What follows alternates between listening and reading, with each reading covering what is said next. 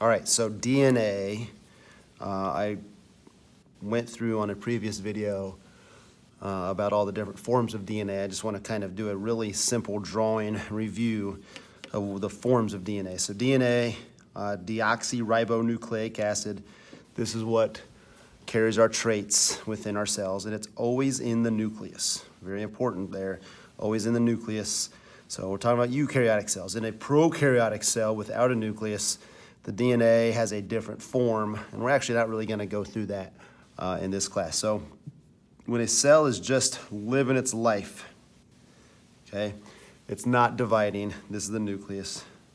Basically, this DNA just kind of fills up the nucleus. It doesn't really look like a whole lot, okay?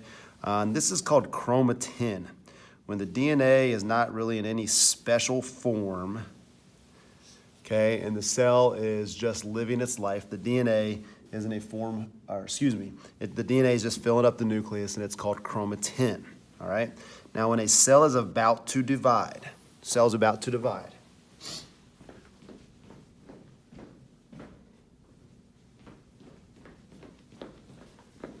sorry, I had to go grab an eraser. Cell's about to divide, the chromatin is going to condense, and it's going to form these structures called chromosomes. So now I'm going to kind of zoom in on the nucleus and show you these things. Okay, so let's pretend this is the nucleus. This DNA is going to form these little structures that kind of look like this. Okay, that's a chromosome, and there's a bunch of them. Okay, but let's just pretend this cell, there's that many, all right? So now, with this DNA, when these chromosomes form, there are always pairs of chromosomes in the cell, all right? And these pairs are called homologous chromosomes.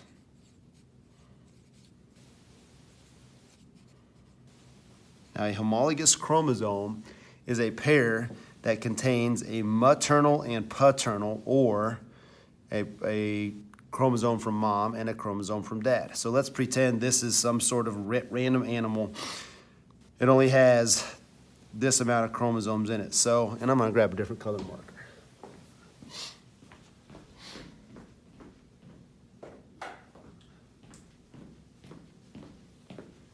So let's pretend the black chromosomes are from the father. The green chromosomes would be from the mother. So this cell would have something that kind of looks like that. These are three homologous pairs. So now this would be a diploid cell, meaning it contains two sets of chromosomes, okay? It would have a diploid number of 6 and a haploid number of 3, okay? We'll get into that more on later videos. But it has, notice that there are 3 pairs of chromosomes. That gives me my haploid number. But if I multiply that 3 times the pair, that gives me 6. All right? So these are called homologous chromosomes. Now, before a cell is about to divide, each one of these chromosomes is going to copy itself. Okay? It's going to copy itself in a process called DNA replication. So now, I'm going to erase it again. I'm going to zoom in on one pair. Okay? So now this one pair, let's pretend this is my chromosome from dad. Okay? It's going to copy itself. So you're going to end up with something that looks like this. Okay? This right here, these are called sister chromatids. Sister chromatids. Okay? Now that's just the father. Just the chromosomes from the dad. If I had the chromosomes from the mom, my marker's not working. Here we go. Now it's going to copy itself. Now these sister chromatids are identical to each other. Okay, so this one here is identical to this one here, and then this green one is identical to that one. So now this is important because now if I go back to what I had before with that cell, each one of those 6 chromosomes that I drew there is copied itself. So now I would have 6 of these X-looking things And these are in your notes, and you're doing a lot of practice with how to identify these things, all right?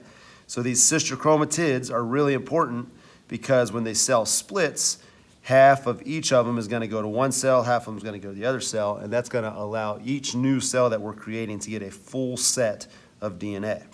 If this was a human cell, there would be 23 of these, that would give us 46. So our haploid number for humans, N equals 23. Our diploid number, 2N, equals 46. All right? So that is all the forms that DNA is going to go through. When a cell is not dividing, we have chromatin. That chromatin condenses to form chromosomes before the cell is about to divide. Each one of those chromosomes copies itself to form sister chromatids. And then each pair of chromosomes in a cell is called homologous chromosomes.